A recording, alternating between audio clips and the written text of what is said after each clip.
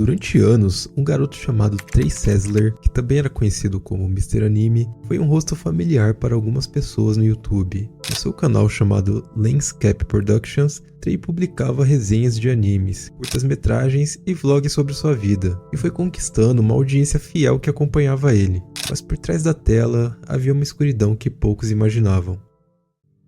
Em março de 2012, Trey chocou o mundo ao assassinar sua mãe, seu pai e o seu irmão. Um ato que ele mesmo relatou friamente em entrevistas após o acontecido. A história de Trey começa como a de muitos jovens criadores de conteúdo. Em 2006, ele fez seu canal no YouTube e começou a produzir vídeos com resenhas de animes, como Death Note e Bleach. Seu jeito era direto, um pouco tímido, mas ao mesmo tempo cativante. E depois de um tempo postando vídeos, ele ganhou o apelido de Mr. Anime, virando uma pessoa respeitada entre os fãs dessa categoria. Com o tempo, Trey foi expandindo seu conteúdo. Começou a produzir curtas de ação, vídeos de comédia e cenas de horror. Seus vídeos caseiros muitas vezes tinham armas de brinquedo, efeitos especiais e encenações sangrentas. À primeira vista, parecia que era apenas sua criatividade juvenil, e até mesmo sua mãe e seu irmão participavam das suas filmagens. Mas com o tempo, os temas foram se tornando um pouco mais estranhos. Apesar do seu sucesso online, Trey enfrentava dificuldades fora da internet. Ele era muito fechado, tinha poucos amigos e passava a maior parte do tempo isolado.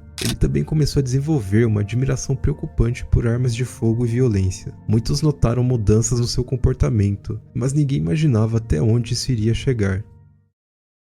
Em um dos seus últimos vídeos antes da tragédia, Trey anunciou uma pausa no canal, dizendo estar envolvido em algo realmente importante, que ia afastar ele por um tempo. Ele agradeceu os fãs e prometeu voltar em breve, e pouco tempo depois aconteceu a tragédia. Nos seus vídeos antigos era comum ver a participação da sua família, sua mãe Honda, seu pai Lawton e seu irmão mais velho Mark. E com suas produções caseiras, eles ajudavam Trey com as filmagens, encenações e até com os roteiros. Todos eles pareciam unidos, mesmo que fossem discretos. Mas em público, ninguém imaginava que ali crescia o desejo sombrio, alimentado por anos de solidão, obsessão e perturbação mental. Nos bastidores, Trey começava a mergulhar em um universo cada vez mais sombrio. Ele colecionava armas de fogo, consumia vários conteúdos violentos e demonstrava ter admiração por massacres em escolas. Em algumas mensagens antigas, ele chegou a falar que tinha um desejo de cometer um atentado em alguma escola, mas sempre dizia que mudava de ideia.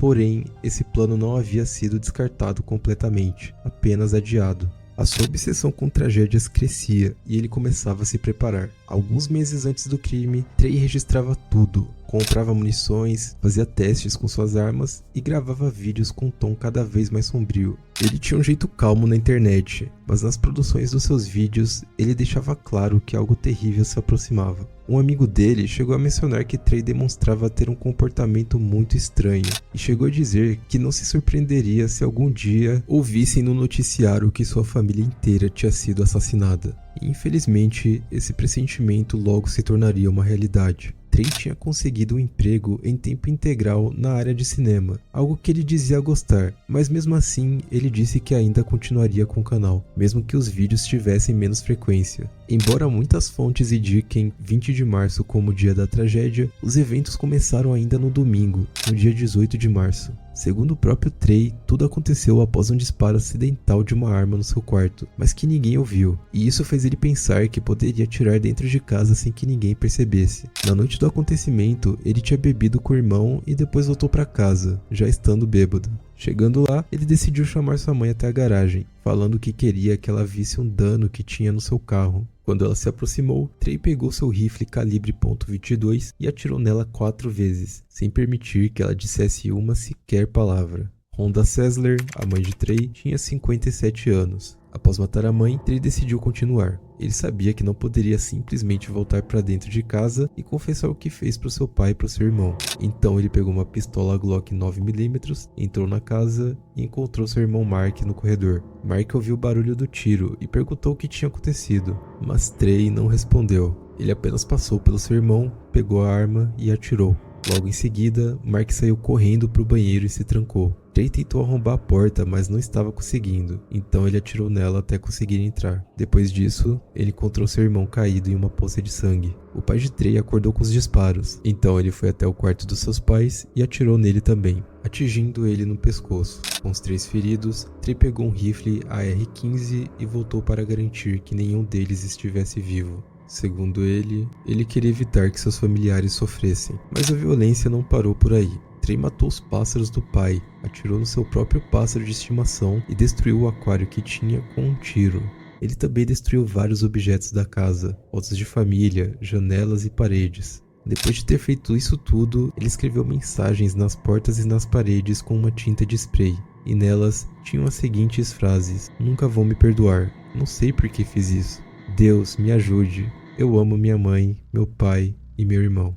Na manhã seguinte, Trey ligou para o trabalho dos pais dizendo que eles estavam doentes. Em seguida, dirigiu até a escola onde seu pai trabalhava e ficou observando os alunos saindo. E com várias armas e munições no carro, Trey disse a si mesmo que poderia ter feito algo terrível ali, mas que decidiu não fazer nada. Segundo ele, tudo o que já tinha acontecido era real demais. Trey então dirigiu até a casa de um amigo, onde ele passou a noite. No dia seguinte, a polícia cercou o local. Ele pegou sua arma e saiu da casa pronto para enfrentar os agentes. Mas depois que percebeu que seu amigo estava do lado, ele decidiu não reagir. Ele disse que não queria que mais ninguém se ferisse. Então ele jogou a arma no chão e se rendeu. Mesmo com a sua prisão e os relatos do crime, ainda ficaram na dúvida. Por que Trey fez aquilo? Quando questionaram ele na interrogação, ele disse que não tinha acontecido nenhuma discussão com ninguém da sua família e que não tinha um motivo claro para ter feito isso. Ele disse que o excesso de exposição a conteúdos violentos tinha afetado ele e que seus familiares foram os alvos mais próximos que ele tinha. Mas ele negou que tenha planejado o crime antes e disse que só decidiu de fato fazer o que ele fez cerca de 1 hora antes do acontecimento. Ele disse: "Se alguém me perguntasse naquela manhã se eu faria isso, eu diria que não." No dia seguinte da sua prisão, Trey ligou para sua avó e para sua tia. Como é de se esperar, as duas ficaram devastadas. Ele pediu desculpas e disse que amava a família dele, e sua avó, mesmo em estado de choque, respondeu que Deus ainda poderia perdoá-lo se ele se arrependesse de verdade. Em uma visita na prisão, a tia de Trey ouviu uma frase que nunca mais esqueceria: "Tia Liz, só quero que saiba que eles não sofreram. Eu garanti isso." Em agosto de 2012, Trey Eric Sessler, de 22 anos, foi condenado à prisão perpétua sem a possibilidade de liberdade condicional, após se declarar culpado por 3 acusações de homicídio qualificado. Hoje em dia, ele cumpre sua pena em uma prisão do Texas. Seu canal do YouTube permaneceu ativo por 8 anos após os assassinatos, porém foi removido pelo próprio YouTube em 2020. Mas mesmo assim acabou sendo restaurado, e até hoje seus vídeos antigos continuam lá.